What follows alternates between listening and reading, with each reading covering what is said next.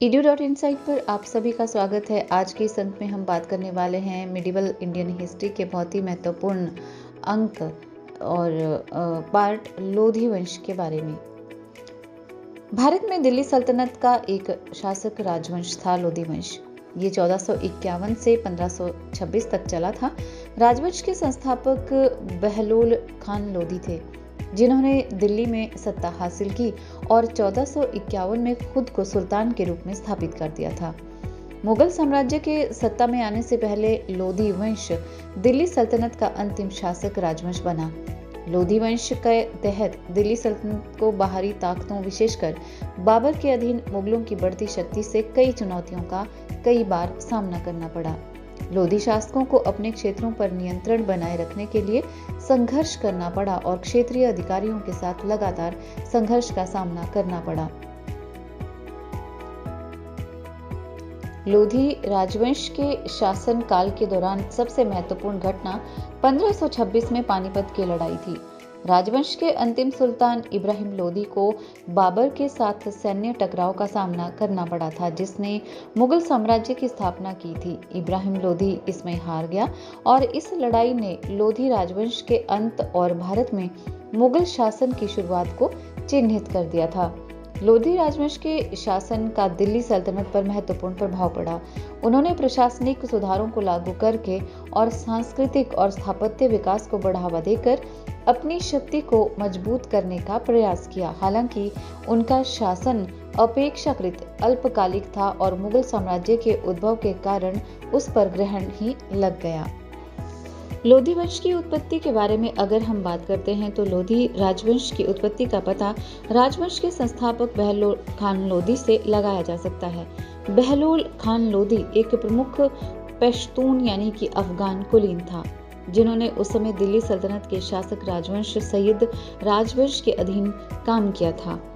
इसके शुरुआती इतिहास की अगर हम बात करते हैं तो लोधी राजवंश की स्थापना अफगान गिजाली कबीले द्वारा की गई थी। आपको याद रखना है, अफगान गिजाली कबीला, इसके द्वारा इसकी स्थापना की गई थी।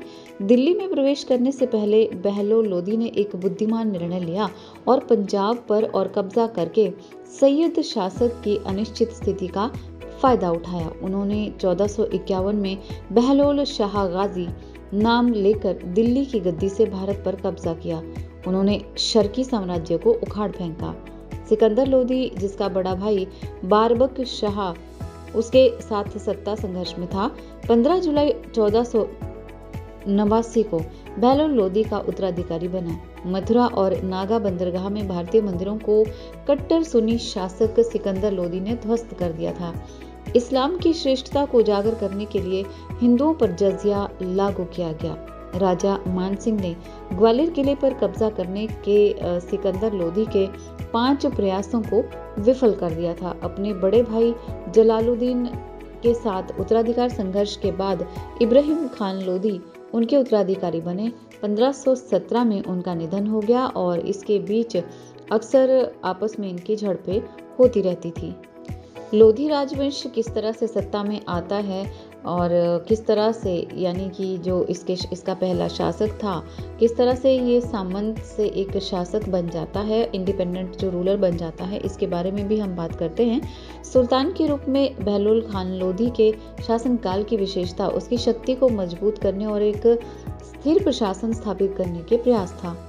उन्होंने अपना नियंत्रण वाले क्षेत्रों का विस्तार करने और अपने साम्राज्य की सैन्य क्षमताओं को मजबूत करने की दिशा में बहुत ही महत्वपूर्ण काम किया। बहलोल खान लोधी के प्रशासन ने बुनियादी ढांचे के विकास और कला और संस्कृति के संरक्षण पर भी ध्यान केंद्रित किया। 1451 में बहलोल खान लोधी ने दिल्ली पर कब्जा कर लिया और खुद को सुल्तान घोषित कर दिया था, जिससे लोधी राजवंश की शुरुआत हुई। सैयद राजवंश के कमजोर होते अधिकार और शासक अभिजात वर्ग के बीच व्याप्त जो फूट थी, उसके कारण उसके सत्ता में आने में मदद मिली।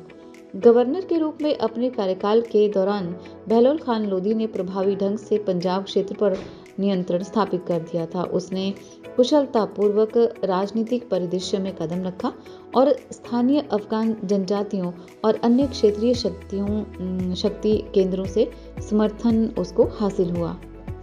लोधी राजवंश भारत में दिल्ली सल्तनत का एक बहुत ही महत्वपूर्ण राजवंश था। अगर इसके शासकों की हम बात करें तो जैसे कि हम जानते हैं कि लोधी राजवंश ने 1451 से लेकर 1526 तक शासन किया था। तो इस दौरान बहुत से ऐसे शासक हुए हैं जिन्होंने इतिहास में जो महत्वपूर्ण स्थान रखते हैं। इसका नाम इसके संस्थापक बहलोल खान लोधी के नाम पर पड़ा था, जिसने कि 1451 में खुद को दिल्ली के सुल्तान के रूप में स्थापित किया। लोधी राजवंश अंतिम शासक था। लोधी राजवंश का अंतिम शासक था जो कि मुगल साम्राज्य के सत्ता में आने से पहले दिल्ली सल्तनत का राजवंश भी बना। इसका पहला जो शासक था, जैसे कि हम कई बार बात कर चुके हैं, बहलोल खान लोधी, जिसने कि 1451 से लेके 1489 तक यानी कि 1451 से लेकर जो है 1489 तक जो है रूल किया था। बहलोल खान लोधी राजवंश के संस्थापक भी वो था। उसने शहर पर कब्जा करने के बाद 1451 में खुद को दिल्ली के सुल्तान के रूप में स्थापित कर दिया था। बहलोल खान लोधी ने अपनी शक्ति को मजबूत करने, साम्राज्य के क्षेत्रों का विस्तार करने और सांस्कृतिक और स्थापत्य विकास को बढ़ावा देने के लिए ध्यान केंद्रित किया। इसका जो दूसरा शासक था वो था सिकंदर लोधी। सिकंदर लोधी अपने पिता बहलोल खान लोधी की मृत्यु के बाद उसका उत्तराधिकारी बना। उसने अपने पिता के विस्तार और एकीकरण की नीतियों को जारी रखा। सिकंदर लोधी ने जौनपुर, बिहार और बंगाल के कुछ हिस्सों सहित कई क्षेत्रों पर कब्जा कर दिया। उसने प्रशासनिक सुधारों को भी लागू किया और एक केंद्रीकृत प्रशासन को बढ़ावा दिया। तीसरा जो इसका शासक था वो था इब्राहिम लोधी, जिसने कि 1517 से लेकर 1526 तक शासन किया। इब्राहिम लोधी लोधी वंश का अंतिम शासक भी था। वो अपने पिता सिकंदर लोधी की मृत्यु के बाद गद्दी पर बैठा था। इब्राहिम लोधी को अपने शासनकाल के दौरान कई चुनौतियों का सामना करना पड़ा, जिनमें कि क्षेत्रीय शक्तियों के साथ संघर्ष और मुगल साम्राज्य के संस्थापक बाबर से बढ़ता खतरा शामिल था। उसका शासन अंततः 1526 में पानीपत की लड़ाई में उसकी हार के साथ खत्म हो गया, यानी कि समाप्त हो गया। चौथा जो इसका ये जलालुद्दीन मोहम्मद शाह था। 1526 में पानीपत की लड़ाई में इब्राहिम लोधी की मृत्यु के बाद जलालुद्दीन मोहम्मद शाह ने कुछ समय के लिए दिल्ली के सुल्तान के रूप में सत्ता संभाली थी। हालांकि उसका शासनकाल अल्पकालिक था, क्योंकि उसे बाबर ने उखाड़ फेंका था, जिसने कि भारत में मुगल साम्राज्य की स्थापना की थी। लोधी वंश के तहत पानीपत की पहली लड़ाई 21 अप्रैल 1526 को लोधी वंश के अंतिम शासक इब्राहिम लोधी और मुगल साम्राज्य के संस्थापक बाबर की सेना के बीच लड़ी गई थी। ये लड़ाई भारतीय इतिहास में बहुत ही महत्वपूर्ण स्थान रखती है। दिल्ली सल्तनत पर शासन करने वाले इब्राहिम लोधी को बाबर के बढ़ते खतरे का सामना करना पड़ा, जिसने कि काबुल के क्षेत्र में एक शक्तिशाली राज्य स्थापित कर दिया था। बाबर ने भारतीय उपमहाद्वीप में अपने क्षेत्रों का विस्तार करने पर ध्यान केंद्रित किया था और उसकी महत्वाकांक्षाएं इब्राहिम लोधी के शासन से टकरा गई। बाबर को इब्राहिम लोधी के स्थान पर शासक बनने के लिए पंजाब के गवर्नर दौलत खान लोधी से निमंत्रण मिला था। इस निमंत्रण के जवाब में बाबर भारत आया और इब्राहिम लोधी के साथ युद्ध में शामिल हो गया, जिसे पानीपत की पहली लड़ाई के रूप में जाना जाता है। इस निर्णायक युद्ध में बाबर विजयी हुआ, जिससे इब्राहिम लोधी की हार हुई और उसकी मृत्यु हो गई। इब्राहिम लोधी के पतन के साथ दिल्ली सल्तनत का अंत भी हो गया। और आइए अब बात करते हैं लोधी राजवंश, धर्म और वास्तुकला के बारे में।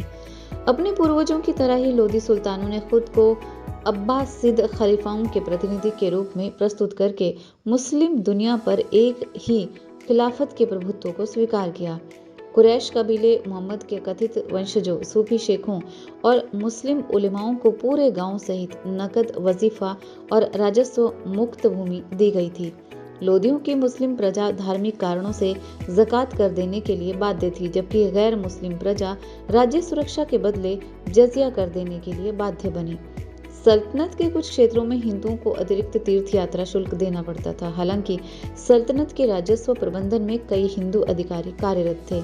सिकंदर लोधी, जिनकी मां हिंदू थी, ने अपनी इस्लामी साख स्थापित करने के लिए कठोर सुन्नी रूढ़िवादिता को एक राजनीतिक चाल के रूप में इस्तेमाल किया। उलेमा के दबाव में उन्होंने एक ब्राह्मण को फांसी देने की अनुमति दी, जिसने दावा किया था कि हिंदू धर्म इस्लाम के समान ही सच्चा था और उसने हिंदू मंदिरों को नष्ट कर दिया।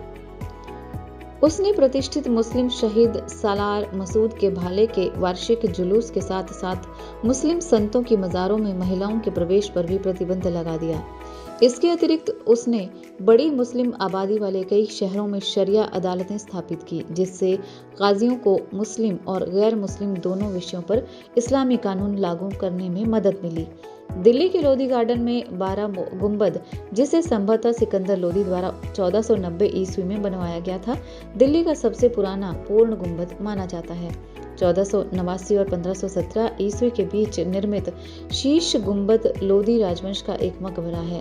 राजों की बावड़ी का निर्माण 1516 में सिकंदर लोधी ने करवाया था। और आइए अब बात करते हैं लोधी राजवंश के पतन के बारे में। बंद व्यापार मार्गों और खत्म होते खजाने के परिणाम स्वरूप जब इब्राहिम सिंहासन पर बैठा, तब तक लोधी राजवंश का राजनीतिक ढांचा पहले ही विघटित हो चुका था। दक्कन के नाम से जाना जाने वाला तटीय वाणिज्य मार्ग 15वीं शताब्दी के अंत तक विफल हो गया था। इस विशेष मार्ग जो कि व्यापार मार्ग था, इस विशेष व्यापार मार्ग की गिरावट और अंतिम पतन ने तट से आंतरिक हिस्से तक आपूर्ति को काट दिया, जहां लोधी साम्राज्य स्थित था।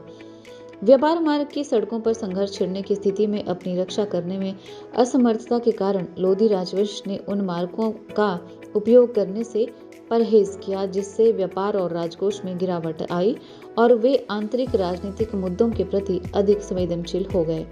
लाहौर के गवर्नर दौलत खान लोधी ने काबुल के शासक बाबर को इब्राहिम के अपमान के प्रतिशोध के रूप में उसके क्षेत्र पर हमला करने के लिए कहा। परिणाम स्वरूप इब्राहिम लोधी बाबर के साथ संघर्ष में मारा गया। इब्राहिम लोधी के निधन से लोधी परिवार का अंत हो गया।